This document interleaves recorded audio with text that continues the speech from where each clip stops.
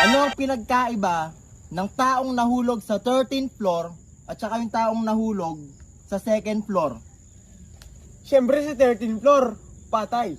Oh, Sa 2nd floor, pilay. mali. Paano mali? O sige, paano? Yung taong nahulog sa 13th floor. Oh.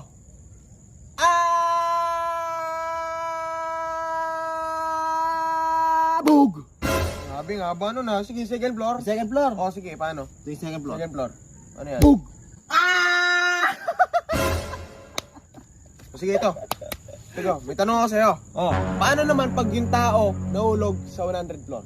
100 floor. Oh. Ang taas nun ah. O paano nga pag nahulog sa 100 floor? Sige, tanong Aba, kita. hindi ko alam. O sige, paano? Ganito yan ha. 100 floor. Oh, Taas yan ha. Nahulog. oh. Ah! Ah!